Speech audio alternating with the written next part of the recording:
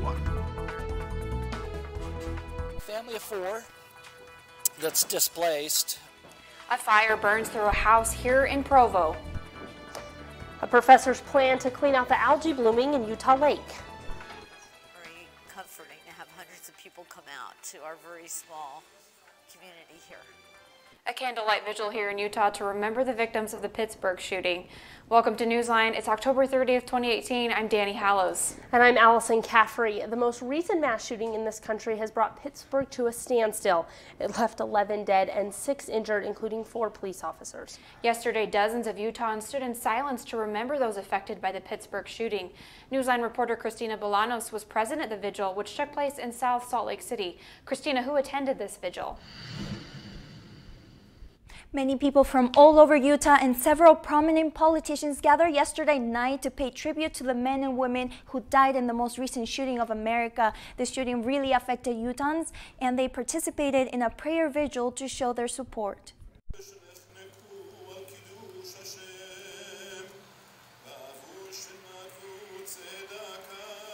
Dozens of people with different backgrounds, religious and political views came to the synagogue to remember.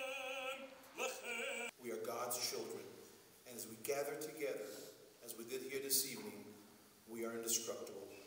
And they stood in solidarity with the 11 men and women who lost their lives in a place not too different from the Chabad Community Center. I feel like we're just all one big human family, and we should stand by each other. As a person of faith, of a different faith, it was important to me to be here to support the community. Virginia Ward, one of the attendees, felt weighed down from the tragedy. I can't even look my children in the eye right now because I don't want to tell them about what's going on in the news. But these people, through their presence and vigil candles, wanted to make a clear statement that there are still good people in this world. There's some people in the world that are not good, but most people are good. Members of the Church of Jesus Christ of Latter-day Saints were also there to support. To me, this was the very definition of my covenant to mourn with those that mourn. The church issued a statement on Monday expressing support to the Jewish community. The statement reads, "We express our deepest grief and solidarity with our Jewish friends around the world after the tragic violence perpetrated against congregants of the Tree of Life Synagogue in Pittsburgh." This wasn't the only vigil that was held in Utah. Park City held a similar event yesterday night, and there will be another one in Salt Lake City tonight to commemorate those who lost their lives in this tragic event. Back to you. As friends and family enter into this time of mourning, laying the first of Saturday's victims to rest, President Trump will be visiting Pittsburgh this afternoon to pay his respects. Omar Jimenez is there where mixed emotions surround Trump's visit. The President of the United States is always welcome. President Trump is set to visit Squirrel Hill Tuesday, the neighborhood in Pittsburgh where the Tree of Life Synagogue sits, now the scene of the deadliest attack on Jews in American history. 11 people gone. The first 3 funeral services will also be held Tuesday. Some are taking a more hospitable tone to the president's visit. I'm a citizen, he's my president, he's certainly welcome. Others in the close-knit community feel that perhaps it's too soon. We did try to get the message out to the White House that our priority tomorrow is the first funeral. Presidential visits to communities following tragedies are nothing new. Presidents often thrust themselves into the role of consoler-in-chief during the worst of times. Still, some in the community say they need more time. Any president that would come in, any president would be a distraction. Focus has to be on the victims and has to be on comforting the family and also the city. The city needs time to grieve. So please, if you're listening, wait till next week. The elected officials are not immune to the mixed feelings surrounding the shooting. The mayor of Pittsburgh will not meet with President Trump, saying he needs to focus on helping his community heal. Flags are flying at half-staff today and tomorrow to honor the victims of the Pittsburgh synagogue shooting. Following the shooting, President Trump issued a statement ordering flags at federal buildings to be flown at half-staff. Yesterday, Utah Governor Gary Herbert followed suit and issued a similar statement ordering flags to be flown at half-mast in Utah. The statement includes Governor Herbert's personal reflection on the shooting. A family is homeless after their house caught on fire this morning. At 2 a.m. this morning, a 911 call was placed for a fire at 75 South 1000 West. Emergency personnel arrived to an aggressive house fire with heavy smoke in the air. 4 fire stations were responding to the call. A family of 4 were in the home when the fire started. There were no working smoke detectors in the house. Luckily, for some reason, they were able to wake up and notice that they had a fire. The home was being remodeled, but it is unknown if the cause of the fire is related.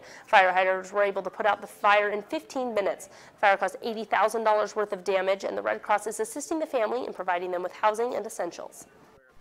Lawmakers and Utahns got together yesterday to discuss Proposition 2, the initiative designed to legalize medical cannabis in the state of Utah. Newsline reporter Hayden Wallace was at the meeting. Hayden, what were some of the issues raised last night? Many of those last night who were in favor of Prop 2 were worried about changes made in a compromise agreement earlier this month. Representative of District 51 and Speaker of Utah House Greg Hughes spoke with community members yesterday in Orem with the aim of answering concerns about Proposition 2 and settling any doubt. The public has a lot of questions about what that agreement would look like and if it undermines some of the things that people feel passionate about in terms of accessing medical cannabis. Proposition 2 legalizes medical use of cannabis, allowing medical facilities the ability to grow, test, and prescribe medical marijuana. My neurologist told me, hey, I want you to try this. Under current laws, those who need cannabis as a form of medicine are forced to leave the state in order to get the drug. Whenever I have seizures, we have to leave the state, and we just stay in a hotel. At the beginning of the month, Utah legislators and Prop 2 supporters negotiated a compromise agreement. And so we've worked on that for a while now, and we have an agreement. The risks and benefits of legalizing medical marijuana are well documented, with valid arguments arising on both sides of the debate. It worked. My seizure stopped. I was having up to 30 seizures a day. Cannabis, marijuana is not something that the United States has seen in its federal law as an acceptable form of treatment. This is a very emotional problem and has very real consequences for all Utahns, whether on a personal or broader level. If you heard people's personal stories, they bring them to tears. This is an emotional issue. It's been really hard. While discussions continue, voting has already begun, with results coming in on November 6th.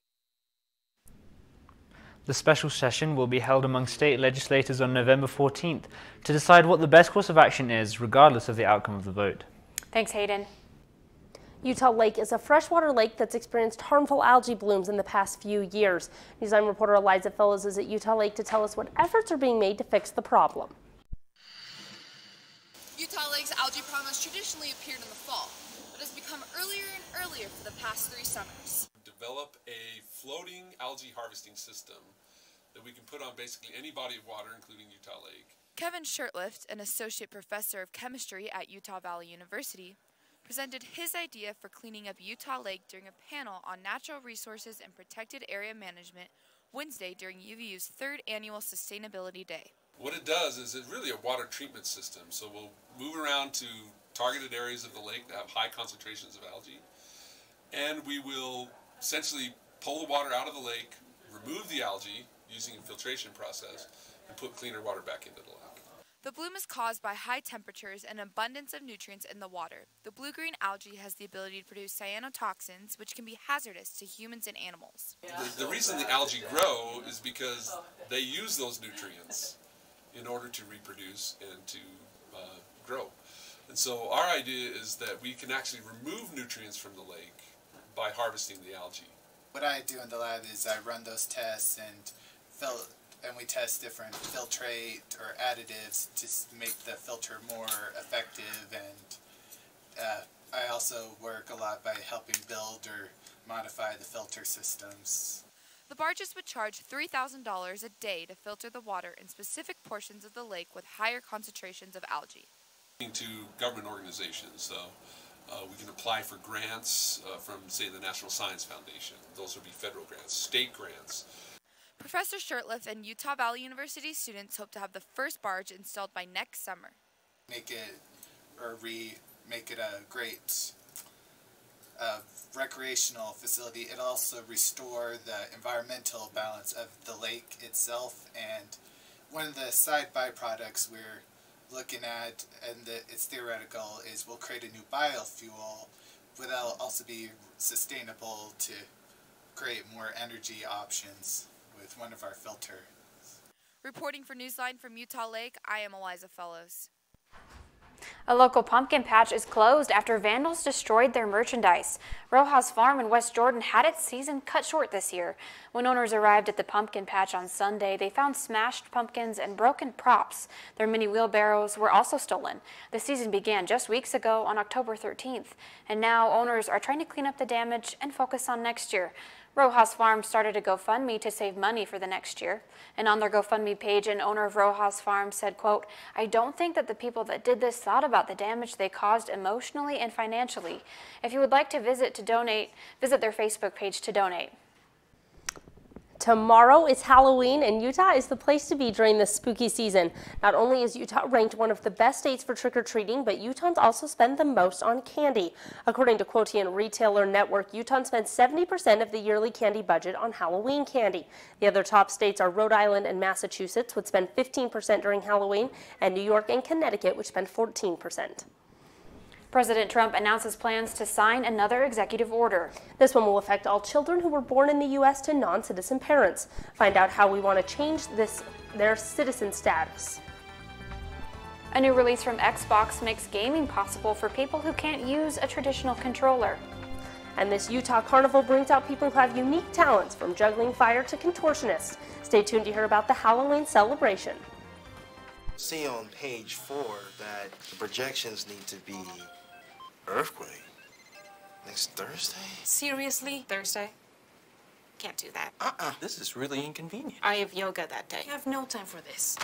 So, I can't do Thursday, but I can do Friday. Disasters don't plan ahead. You can. Talk to your loved ones about how you're going to be ready in an emergency. Don't wait. Communicate.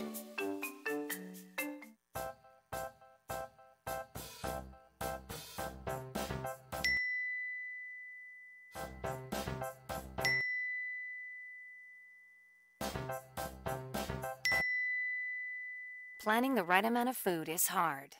The Guestimator makes it easy. Just tell it who's coming and what's for dinner. Then it tells you how much to make. And yes, it even plans for leftovers.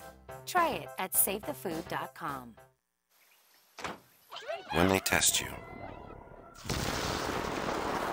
stand firm and move only when you hear the seatbelt click that says they're buckled in for the drive. Never give up till they buckle up.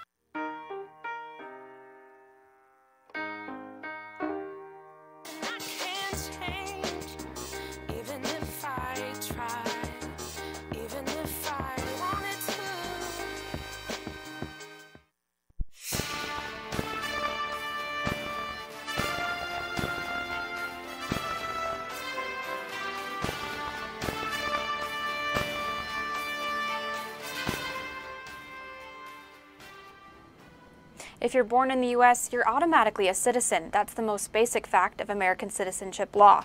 But President Trump said in an interview for Axios on HBO that he wants to change that. Trump says he plans to sign an executive order ending birthright citizenship for children of non-citizens and unauthorized immigrants born on U.S. soil. It's not clear if the president has the authority to change the law. President Trump is sending thousands of new troops along with military equipment to the southern border.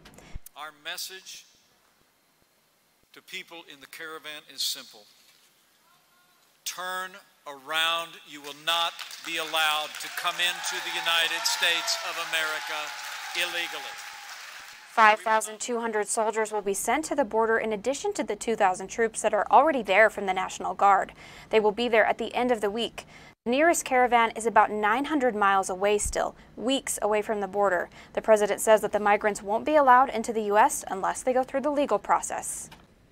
German leader Angela Merkel has announced she won't seek re-election as chancellor after her term expires in 2021. After 13 years as chancellor, Angela Merkel says she wants to begin a new chapter. Despite recent struggles over her long career, Merkel became arguably the world's most powerful woman. No matter what she's been called, Merkel has proven to be a force to be reckoned with. Officials now say it is unlikely that the remains of all 189 people aboard the Lion Air flight from Indonesia will be found. More bodies are being pulled from the waters, and officials are trying to reassure the grieving families that the identification process is moving as quickly as possible. So far, the fuselage and the flight data recorders have not been recovered, so we don't know what caused the new plane to go down. At least 650 police personnel are involved in the search efforts.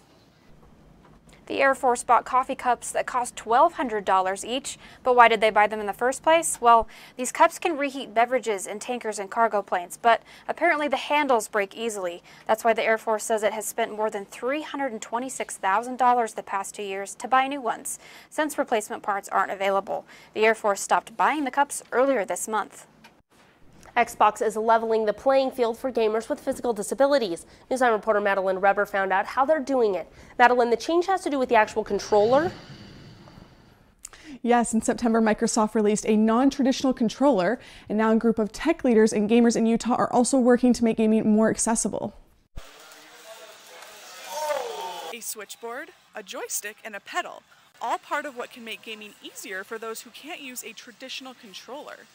The Xbox original controller is universal, but is built on assumptions.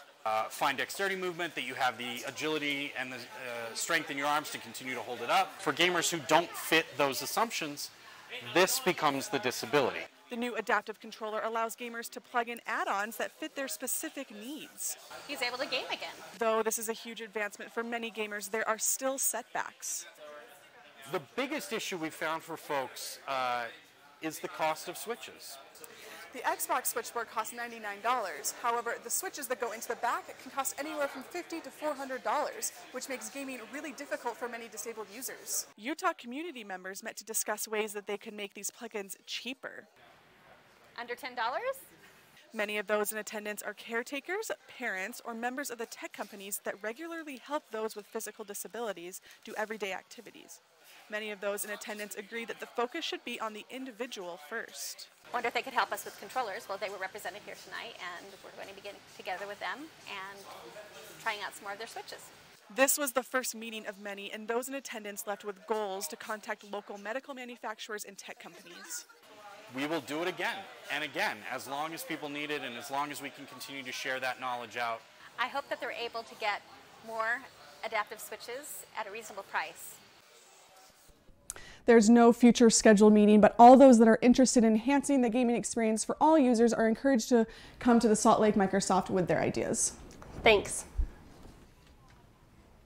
Halloween festivities are still in full swing, and one carnival has taken a unique approach to the holiday. Sarah Byington shows us how the wonder of old world magic is wowing audiences.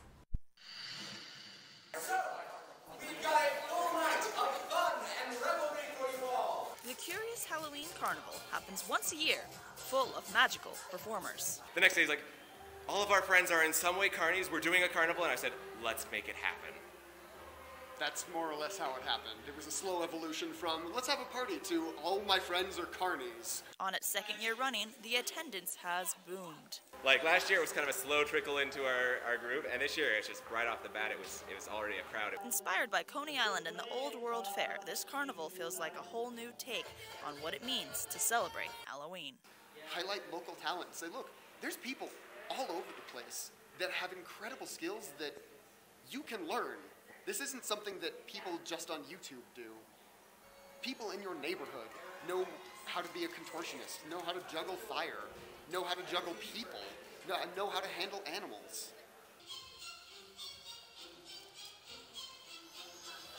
While there may be people who play with fire, this is a very kid-friendly event. They emphasize community by using a network of local artists and vendors, as well as setting times throughout the night for the audience to talk to the performers. We wanted people to feel wonder. We didn't want the Halloween carnival to be horror and gory. We wanted it to be wonderful. Reporting for Newsline in Provo, I'm Sarah Byington. While it only lasted one day this year, they plan to have it to be an all-weekend event in the future.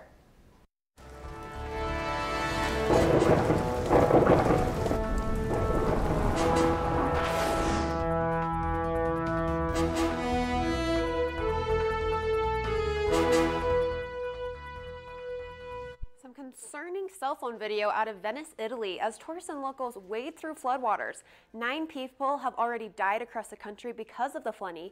Forecasters say heavy rain and high tides are to blame, with nearly 80% of Venice facing these potentially dangerous levels. Italy hasn't seen flooding like this in more than a decade.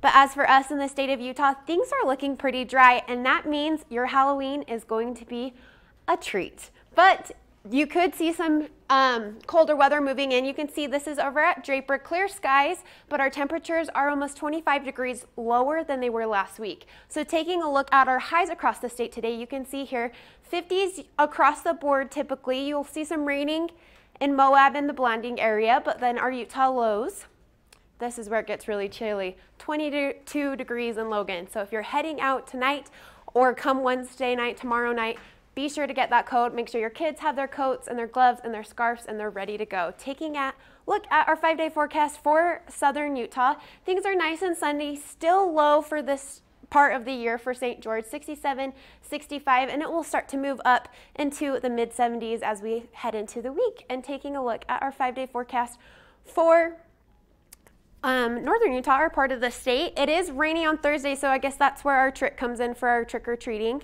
And Wednesday, again, 51 degrees, 43 for our low, so make sure everything is nice and everyone's bundled up and ready to go. And that's your weather, and we will be right back.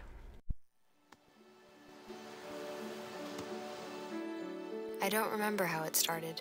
North of that. Our back and forth.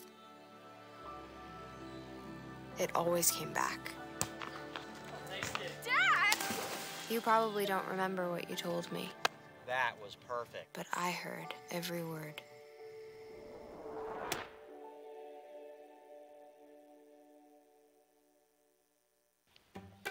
What's Beethoven's favorite fruit? Banana. How does a tissue dance? Put a little boogie on it.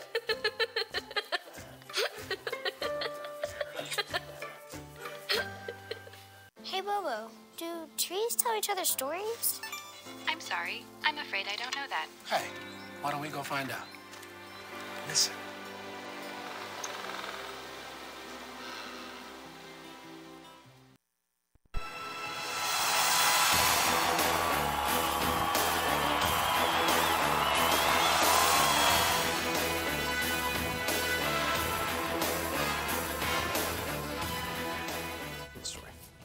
A new edition of BYU's local newspaper is on stands right now. Camille Baker, editor-in-chief of The Universe, joins us now. Camille, so I see The Universe is pink this week. Can you tell me why? Yeah, it is. So this week we highlight stories on women for Breast Cancer Awareness Month. But the front page is actually football. Can you tell us about that? Yeah, so the NIU game was the pink game for breast cancer awareness, and the Cougars follow the NFL's ruling on defensive contact with receivers over the NCAA's. The NFL rule, known as the Chuck Rule, says that contact within 5 yards of the line of scrimmage is legal for NFL defenders, while the NCAA rule says that defending players can make legal contact on the opposing receiver until the ball is released from the passer's hand. BYU defensive back Chris Wilcox said players try to take their hands off the receivers after 5 yards, thus abiding by the NFL rule as opposed to the NCAA rule. Now, BYU's women's soccer is also having a good week. Can you tell us about that? Yeah, they sure are. The BYU women's soccer team beat San Francisco and number 6 Santa Clara on October 25th and 27th, respectively. This game gave them the WCC championship title and an automatic NCAA tournament bid. Goalkeeper Sabrina Davis was named West Coast Conference Player of the Week on October 29th. We also highlight Liz Darger, Associate Athletic Director, who was called to the Young Women's General Board for the Church of Jesus Christ of Latter-day Saints. Thank you, Camille, for joining us today and telling us a bit about the universe. You're welcome. The NCAA recognized Boswell Yusevich, a recent BYU alumni and volleyball player, as a top 30 honoree for the 2018 NCAA Woman of the Year. The top 30 were chosen from 581 nominees. The NCAA chooses 10 from each NCAA division. Yusevich, along with 9 others, were chosen out of the 371 Division I schools. Honorees are chosen by their academics, community service, leadership, and athletics. The Golden State Warriors' Klay Thompson broke the NBA three-point record, passing teammate Steph Curry. Really appropriate. For NBA Thompson scored 14 three-point shots and a total of 52 points in 27 minutes. The Warriors beat the Bulls 149 to 124. The New England Patriots beat the Buffalo Bills last night.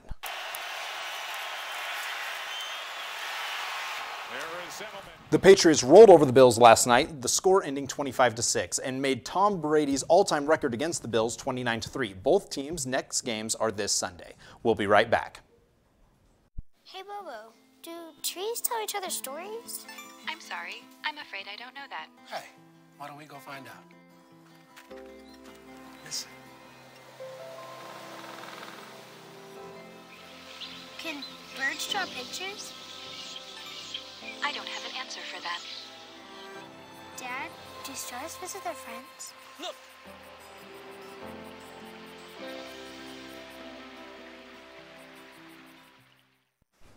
Take a look at this huge pumpkin made by a talented lady from Ohio. The pumpkin, made to look like Kanye West, was created by Janet Paris. It weighs 315 pounds. Of all the artwork created for the pumpkin, Paris says the giant red "Make Pumpkins America Great Again" hat was the most difficult to make. Paris has been making creative celebrity pumpkins like this for the past 30 years, and her pumpkins attract a lot of curious visitors who want to see the life-size creations in person. I wouldn't be able to do that. I am not artistic enough to create that kind of pumpkin. Quite the pumpkin. Did you see his ears? They were Yeah. huge. What are they, like sweet potatoes? Is that what those were? I think they were, smaller, well, smaller than the pumpkin potatoes. Yeah, Still they were pretty big smaller than the potatoes, pumpkin. but, you know. Some yummy yams as ears. Some people are just so much more talented than I am. I know. They get really into the spirit of Halloween for sure. Which is fun, and though. the hat, too. How great was the hat? Massive. Gotta have Was to that make like made America out of great again. pillows? It looked like pillows. Yeah. Ooh. Yeah. I think that would have worked if it was pillows. Household items become pumpkins. Yes, of course. So, thanks for joining us. Have a great day.